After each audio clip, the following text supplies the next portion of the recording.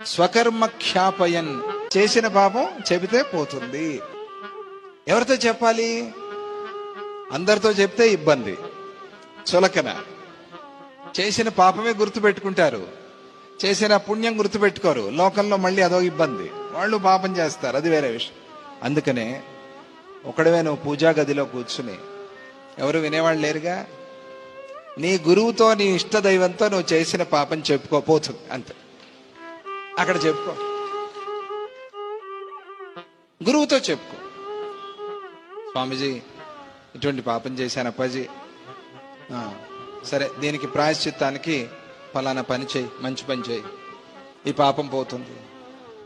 తెలుసో తెలియకో చేశాను, కొన్ని తెలిసి చేసేవి, కొన్ని తెలియక చేసేవి.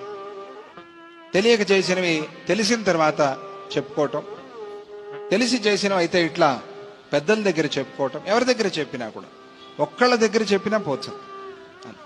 అందుకనే మనం ఒకళ్ళమే ఏకాంతంగా కూర్చుని పరమాత్మ దగ్గర చెప్పుకోవటం, గురువు దగ్గర చెప్పుకోవటం, పోతుంది చేసిన పాపం అనే విషయాన్ని ఆ ధర్మపక్షులు ఆ జైమిని మహర్షికి చెప్పాయి.